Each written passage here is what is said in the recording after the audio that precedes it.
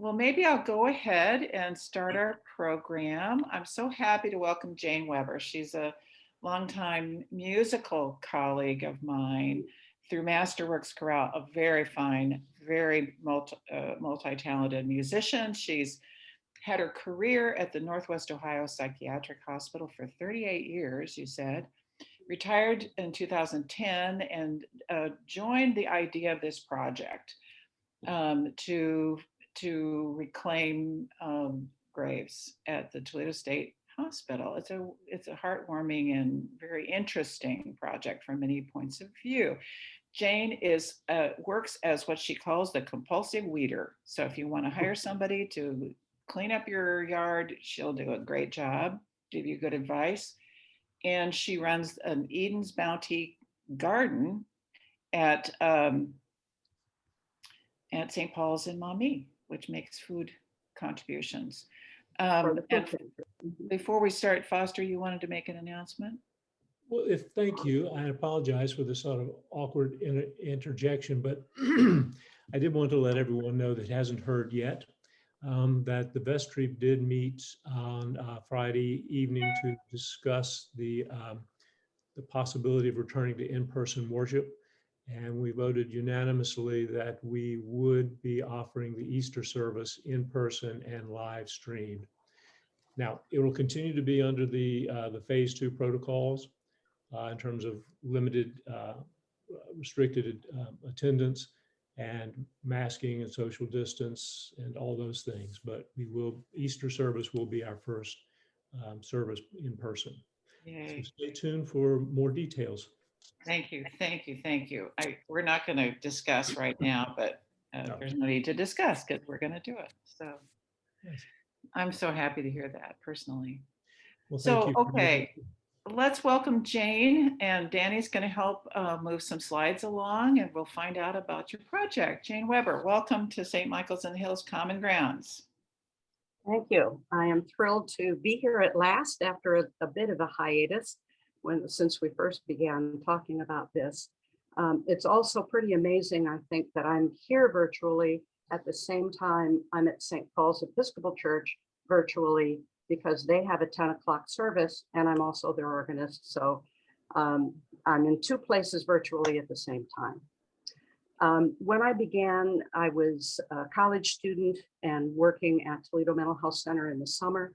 I worked in the summer of '72, summer of '73, at a time when those original buildings were still present. Then I worked in Tiffin for 4 years, came back to Toledo to finish out my time there. And as Sarah said, I retired in 2010. During that time, I wore a lot of different hats, working directly with patients for a period of time. I was the administrator of the geriatric units, helping to reduce those down at a time when the census was reducing, and worked in human resources. And then my last position was as director of volunteer services. I still continue to volunteer and to go out to do research. Next slide, please. Now, there's a piece of property I want you to know about that is on South Detroit and Arlington, but on the east side of South Detroit. And that property used to be the Lucas County Poorhouse and Infirmary. Back in the 1880s, they actually had a Lucas County Asylum. So the county was in the business before the state was in the business. Toledo Asylum for the Insane didn't open until 1888. Next slide. The first annual report for the hospital was written in 1884. And that included this portion that was a justification, in part a justification for why they needed to build the state hospital. It was known to us that the average cell of the infirmary, crazy house, or jail meant narrow stalls with grated iron doors, iron windows, if there were any windows, hopper and soil pipe, which would mean a hole in the floor for excrement, no ventilation, no heating, no drainage, no water, filthy condition, noisome, pestilent, which meant little bugs and rodents. And the last phrase is what hurts my heart every time I read this. Where but for the insensibility of the inmates, the condition would be almost insufferable. What that says, that last phrase says, is that the people were too crazy to understand how horrific their conditions were. I don't believe it for a minute. This, folks, is the description of what was here in Lucas County in 1884 for people that had behavior disorders. Next slide, please. This gentleman, miracle worker, Dr. Henry Tobey, he was a physician, a psychiatrist, an entrepreneur, an inventor. He did outreach in the community and financed wonderful things in the community. He believed in humane treatment. He kind of embraced the Quaker philosophy that was common at the time to help people in need using love and support and friendship, kindness. And he took that and said, let's do that with these folks here in Toledo. Next slide. This is a typical Kirkbride plan asylum. The asylums built by state hospitals prior to 1888, when Toledo opened, looked similar to this, very equal. And the central portion of this facility was the administrative core. The wards were offshoots from that administrative core. And once you were a patient in a building like this that could hold thousands of people, you didn't leave. So you didn't get fresh air, you didn't get sunshine, you didn't get to go outside. Next slide, please. This is a map that was drawn to show the plan for Toledo Asylum for the Insane, which was the first name for the hospital. And you'll hear me use a number of different names. They're all the same place, all Toledo State Hospital. So in this drawing, you'll see that administrative core in front and center. That's the administration building. You'll see everything very equal and symmetrical in a rectangular placement of grounds, and the little buildings going around the perimeter of the rectangle are individual cottages. No longer did you have to be locked up inside a building never to leave. Now you're in individual cottages housing about 50 people apiece, and you had access to fresh air. You would walk to and from a dining hall for meals. The doors were unlocked. He believed in reducing mechanical restraints. It was the first hospital to be built in the country based on the cottage plan. This was an amazing concept, and people from all over the world came to visit Toledo to see what we were doing here. Next slide. This is an aerial shot. You can see that very symmetrical rectangle smack dab in the middle where the cottages used to be. Obviously, they were taken down by this time. The building in the, well, let me get you oriented first. The front street there is South Detroit. Arlington is to the right. Beyond what you can see, way to the top would be South Bern, and way to the left beyond what you could see would be Glendale. So that entire block of property was once state hospital grounds, and that includes what we now call University of Toledo Medical Center. The main campus is in your view here. The rest of the property was farmland for the most part. So they grew their own crops, they raised their own cattle and sheep and pigs and everything else. So the hospital was very self-sufficient. The building in the corner of South Detroit and Arlington was originally built as the geriatric center. It now houses all the patients that remain, and we'll talk about that later. Across the street from South Detroit is the property that used to be the infirmary and poorhouse. Next slide. Just real quickly on these two, the building to the left was the Strong Ward for women. It no longer exists. The architect that designed all these original buildings is the same architect that designed the Valentine Theater. So that's a fun fact for you. The picture on the right was the original entrance to the grounds, exactly on the corner of Arlington and South Detroit. It still is there. You'll see it if you drive by, but it's no longer connected, of course, to the street.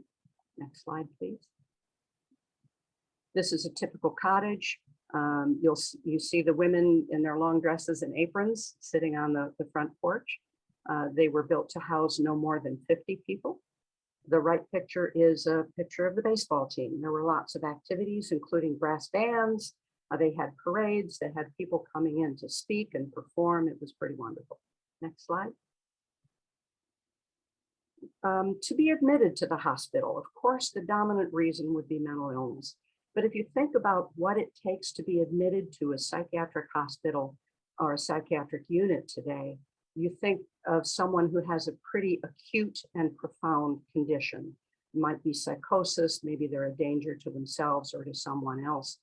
Back in the day, we're not talking about severe and profound. We're talking about postpartum depression, anxiety disorders, eating disorders, you know, what we consider today to be something that's easily treated in the community. Back then, you could live the rest of your life at the hospital. Developmental disabilities, certainly we didn't have the resources then that we have now. Neurological conditions, age-related dementia, at least 25% of the people were over the age of 60 at any given time. Autism, I never saw the word autism in the records that I look at now, but I know that people were there with autism. Incorrigible behavior in children, sometimes kids were sent out to teach them a lesson. Think of the children that dealt with all forms of abuse and the behavioral issues that happened as a result of that. They would be sent out. Addictions, both drug addictions and addictions to alcohol. They had a wonderful program for that for many years. Socially unacceptable behavior, that could include homosexuality, that could include racial relationships. It could also include a behavior that your community didn't accept. If you had some sort of odd behavior, there was a risk that you could be sent away. And once admitted, you might be there for the rest of your life. Next slide, please.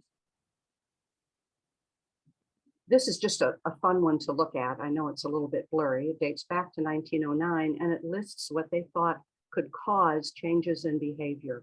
And I kind of have fun looking at this and finding myself in a few of these categories. I don't know what athletics means, how that would affect behavioral issues. I saw overwork a lot. It's not on this particular list, but I thought that was kind of funny, overwork causing it. Next slide, please. And this, I'm not going to go into all the detail that's here. If you have questions, we can look at that later. But these are some of the therapies that were used in the early days of Toledo. Malaria therapy, metrazole would induce seizure activity with chemicals, insulin-induced coma, where you were in and out, in and out, in and out of these comas. And psychotropic meds were developed in the 1950s. Prior to the 50s, they would use barbiturates, they'd use medications to sedate. So a drug restraint in essence, as opposed to anything that would actually treat a psychiatric condition. Psychotropic drugs were being developed in the 1950s and beyond that finally helped actually treat. Next slide. This is Dr. Freeman, who improved the lobotomy. He did not invent it, but he, in quotes, improved it. He did not perform lobotomies in Toledo. This is just a picture of him doing one, but we did do lobotomies in Toledo. Not very many. I do recall a few of the patients who had lobotomies when I worked in geriatric units. Next slide. This is a picture of the old chapel. They called it St. Dimphna's Chapel when it became the Catholic chapel. At one time, it served both Protestants and Catholics. If you've not heard St. Dimphna's story, you might want to do some research on that. It's a very sad story. She is the patron saint of people with mental illness. Next slide. Just two photos of some of the original stained glass windows that are currently used in the current chapel at the hospital. Next slide. Demolition of the buildings took place in the 1980s, 1990s. A lot of people thought that the hospital closed at that time, but it did not. Next slide.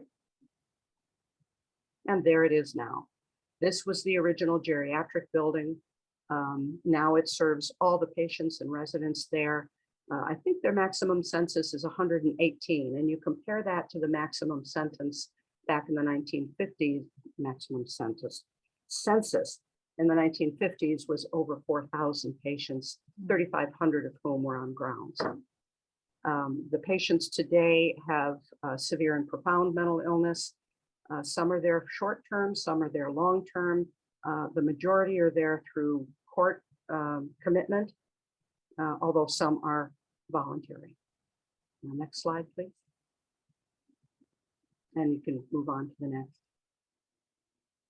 We're going to talk about the patient stories now. We have statistics, and what this page shows is the religions represented in the state hospital cemetery. And I'm going to round off the number to 2,000 because it's easier to say, but the exact number is 1,994. Out of that 2,000, we have 713 identified as Protestants, most just Protestants within that category. We have a few people that are identified specifically by their faith. And I think it's interesting to see what their faith was. Only one person was identified specifically as an Episcopalian. Roman Catholics, 127. We also are aware of 2 Jews. And then we have unknown and no religion. We have more than that. We don't have all the statistics to identify all 2,000. Next slide, please. The cemetery in Toledo is the largest of all the state hospital cemeteries in the state of Ohio. Next slide. These are 2 pictures taken from both of the cemeteries. We have 2. The old cemetery on the left is located behind Bowsher High School off of Arlington Avenue. It's a fairly small piece of land where the burials actually occur, and it's within the tree section where the burials are. There are 907 burials in that small area back there. Out of the 900, we only have 3.5 family placed original gravestones out of 900. If you look at the new cemetery picture, there are almost 1,100 burials on the University of Toledo campus. And out of the 1,100, there are no original family placed markers in that cemetery. The flags that you see are just a temporary display that we put up once a year during Mental Health Month for several weeks. And those flags mark the burial location of each of the individuals buried there. Next slide. This is what the markers look like. All they have are numbers on it, and I actually have one here for you to see. It's about the size of an index card on the top, and the numbers are in the concrete. The markers were made by patients and staff. This one is broken. They're actually about a foot deep. When we began the project in 2005, we didn't have knowledge of any of these markers, where they were located. We knew they were there, but they had all fallen underground because of decades of neglect in the cemeteries. So over the course of the last, I'm not sure how many, 17 years or so, we have raised 1,273 markers, thanks to very dedicated volunteers that have helped us do that. The number indicates only the sequential order of burial. We are blessed among projects that exist all over this country to actually have the original burial logs so that we know every name associated with every number. Wow. Next slide, please. Here's some of the examples of individuals that are buried in the cemeteries. Of course, I started with Katie, who was the one Episcopalian who was identified. She's also the only one identified by the name of the church that she attended, and that was St. Mark's Episcopal on Collingwood. She was admitted at the age of 87 with senile psychosis. So clearly she had lived a good life outside normal life and developed senility, age-related dementia in her old years, and was admitted. She was born in England and was there 6 years before her death. Jim was born in Greece. He was a resident of Lucas County, admitted at the age of 30, and he had syphilis. That was the cause of his admission. It's a condition that did not have treatment at the time. It would travel up the central nervous system, affect the brain, and change behaviors. He died 6 months after. The reason I included him, though, was this last line, the letter to the brother. As the physical health deteriorated of the patients, the hospital would try and connect with family. And oftentimes the family would reject the person because they were in a psychiatric facility, or because the person had been a patient there for so long, they just had moved on and could not be found. In this case, we're not sure what the situation was, but it was only 6 months. Bertha, a Methodist who was from Gibsonburg, was admitted after her husband's death because she had depression, and she was there 6 years before she died. Next slide. Clarence was Jewish, born in Russia, admitted at the age of 37 with a paranoid condition. He was there 18 years. Fanny touches my heart. She sometimes was not identified by race. Sometimes she's identified as Black. Other times they use the phrase mulatto. She was from Mansfield, admitted at the age of 23 in 1891 after the death of her young child. She died in 1957, 66 years, close to 67 as a patient. Katie Cataract, Native American from Ottawa County. Her family was the last Native American family there in Ottawa County, according to some documents that we found. Her mother passed away when she was born, and so she was raised by her grandmother, and she was considered an unruly teen.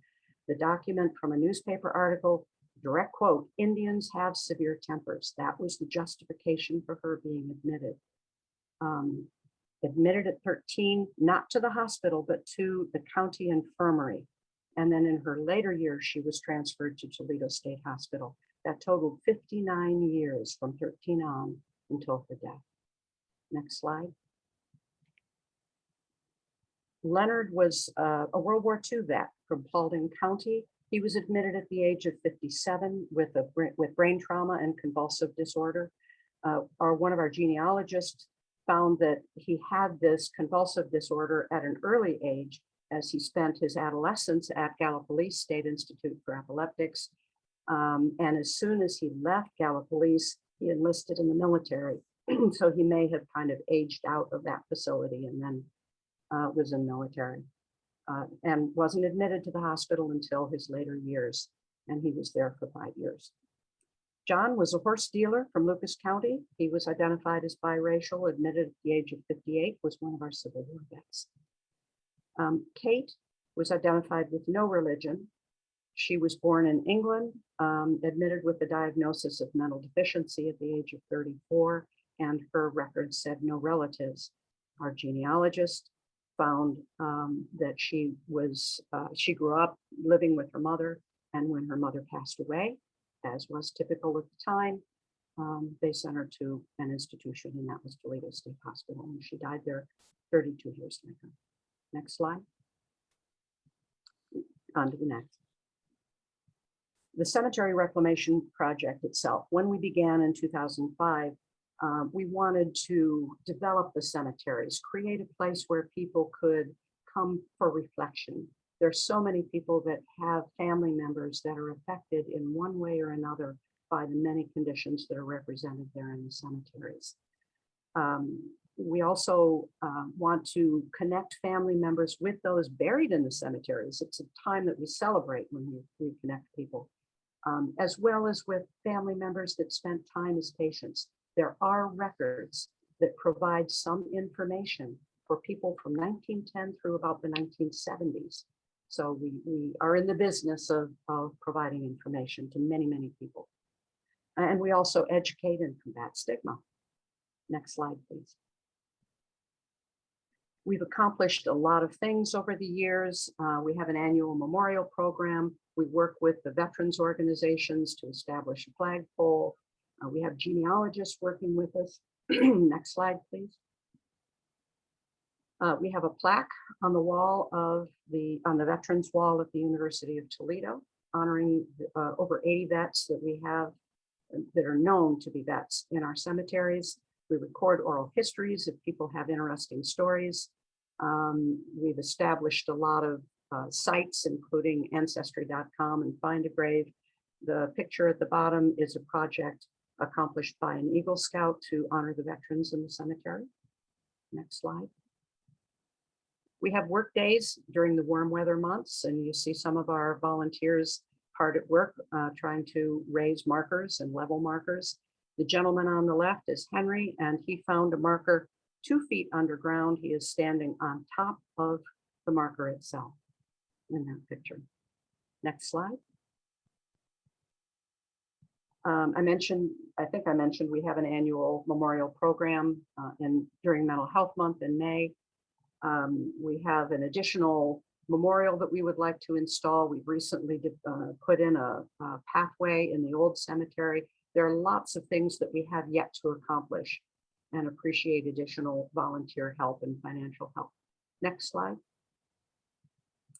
Our final slide just gives you some of the ways to contact us. And if you want to do some research to find us online, we have a website, lots and lots of information there. I'm responsible for the Facebook page. You can always find me there. Both of those sites, all you need to do in the search bar, if you lose this address, can't find the address, just do a search for Toledo State Hospital Cemeteries and we'll come up. We also have a specific email address. Information is also available about the burials on Find a Grave. We are a nonprofit agency that operates under the auspices of Maumee of Greater Toledo. We appreciate donations because we do not have made any funding outside of donations. We love our volunteers. There are many opportunities for volunteer work, not only the work days, but office and genealogy work and all kinds of different things to interest lots and lots of people. It's a fascinating project. And with that, we can have some questions and maybe get into some more detail. I'd love for you to use the bar at the bottom. There's a reactions. You can raise your hand. There's Steve Whiffley. He made it on. Yay.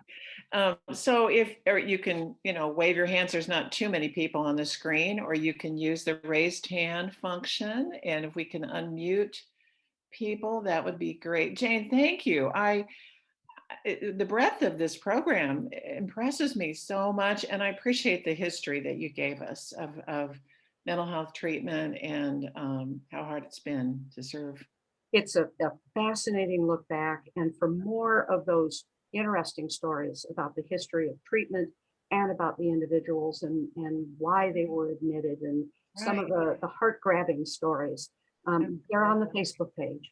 Yeah. And I've had people that I've suggested go to the Facebook page tell me that they sat there for like 3 hours scrolling down. Right, it really grabs the heart. Right.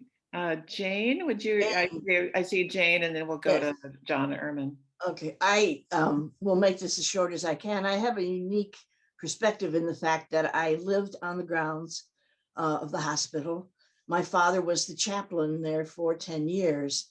I've talked to Jane before. She knows some of this. I won't get into all of my stories, and I don't know if this is going to work if I show this. But this is my father in the basement of the ad building. That's where his office was, in the basement of the ad building. And we lived in a triplex. And oddly enough, the other day on my way to work in that area, I had an extra time. And I drove into the driveway, which is off of Arlington, right across from the cemetery. And there's nothing there but a hill, a green hillock, but the sidewalks are still there of the home that we lived in, which was built for the people who built the facility in 1888. So I also worked there. I worked in records and I worked in social service. And I have many stories that I've told Jane, which I will not do now. It would take much of my father trying to find any record, any money, any history he could find of anyone. He was the one responsible for taking the patients to the cemeteries. And he did not like having, he was a pastor, he was a Lutheran pastor. He did not like having to bury people, going down Glendale to the cemetery and burying people. He hated every bit of it. And he worked like mad with veterans associations and everything else, and worked with local funeral directors to get enough money to put together to get these people a proper burial in other locations. So that's my Thank you. my Story. input for today. That's And wonderful. I just think what Jane has been doing and has done is incredible, because I lived there when they were 2,500 to 3,000 patients and have many stories too. Sure. Thank you. That's it. Mhm. John Ehrman, you had a question. You had your hand up. I have a history in that area. I designed the mechanical systems for the geriatrics building that she referenced. I Yeah, also designed the mechanical systems for the Northwest Ohio Developmental Center across the street. I went to Orient State in Columbus when we started the design and saw the horrible conditions that the people were in, not because of the conditions were bad where they were, it was their state. And that we built a bunch of cottages, designed cottages. I also worked on the old Maumee Valley State Hospital when the medical college started, and I did a lot of work at the medical college, the Rupert building, Dowling Hall. We renovated the chilled water systems not so long ago. So I also worked on one of the original cottages near the geriatric center. Was a big cottage, and we did a renovation there before they tore all that down. But so I have a history in that area too. Perfect. Wonderful. Yeah. Julia? Oh, I'm sorry. Irene, go ahead, and then we'll go to Julia.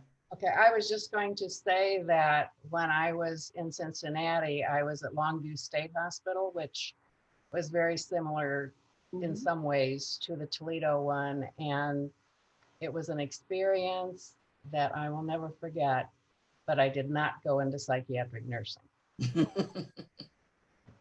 Found out. Julia? Jane, thank you. This was just really eye-opening and so very important. I really appreciate this presentation. I did take the liberty of finding the Facebook page a couple of minutes ago, and my question is, I see that there's a comment that from somebody that said, my great-grandfather George Perkins is there. He was from England. Have you been able to identify or get more information because of the Facebook page? Have you been able to reach people that maybe you wouldn't otherwise have had contact with because of this? absolutely, absolutely. When we first published our webpage, the first person to respond said, I have been looking, the family has been looking for over 50 years to find the burial location of great-grandfather. And it wasn't until we established the Facebook or the web page that he found his name on that list. And he traveled several states to come and find him. And he actually had the privilege of being given a probe to locate the exact marker, and he did. Wonderful. It was wonderful. Yeah. Very cool. Very cool. And the information, I'll add to that, the information we get from our genealogists is incredible. One person, another person I keep in my heart all the time is Fred, who was admitted at the age of 13, and it said meningitis, but what the genealogist, he was also blind, and he lived at the children's home. The genealogist contacted me one day and said that she found that mom had syphilis, which explains the blindness, because if you are a child born to a woman with syphilis, there are specific debilitating conditions that result in blindness is one of them, can affect developmental condition as well, but he was identified as a schoolboy. But what the genealogist found was about the mother, about the father, medical conditions. It was just an amazing find all these many years, 80, 90 years after, and they're finding information to help round out the stories. It's just amazing. Jane, how does that work? How do genealogists find that information? Oh, Just records, searching records? just record. We start because we have the medical records cards that are just index cards with basic information about the patient during their hospitalization for fast reference on the unit.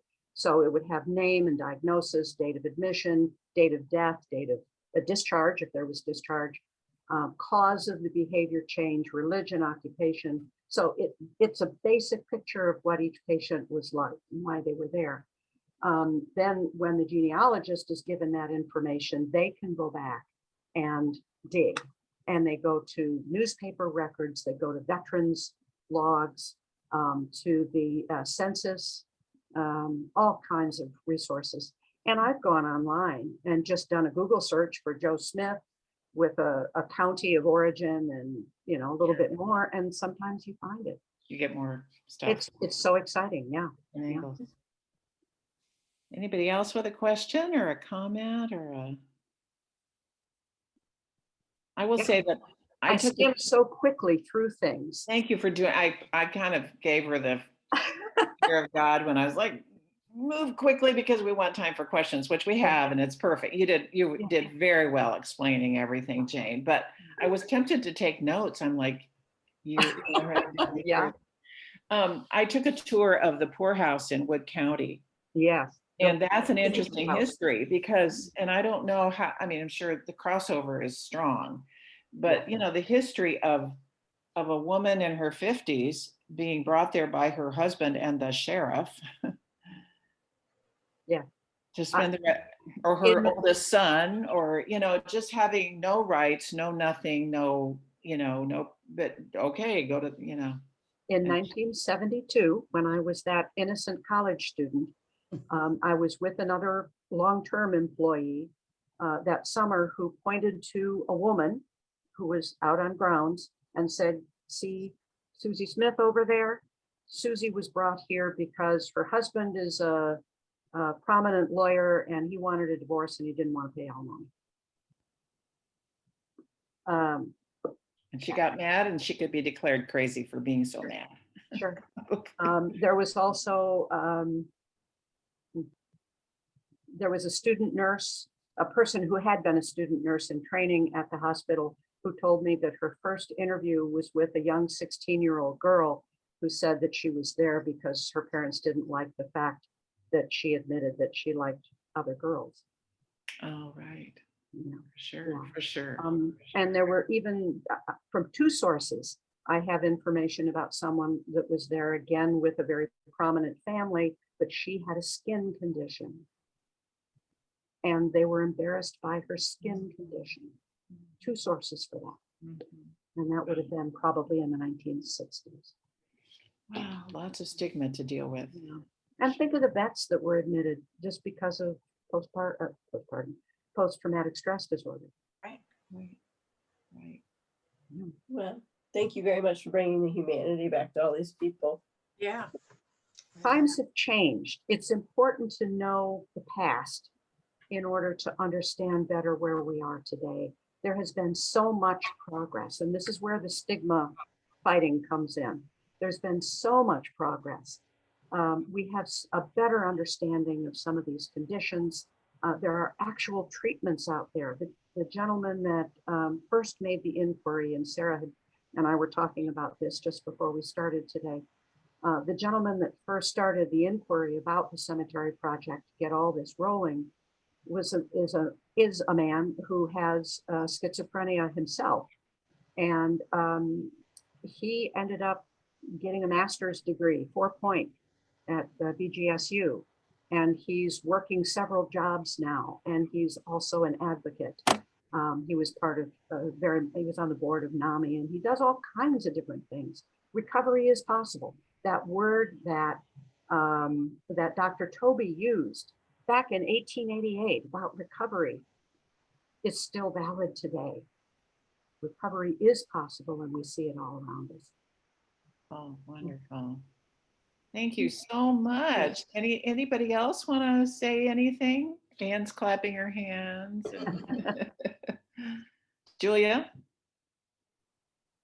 I was just clapping. It was wonderful. Oh, you're Thank you. clapping. I Yeah, thought you raised sorry. it was clapping hands, clapping hands. Thank you, and thanks to St. Paul's. They have a newly renovated organ that has a recording feature.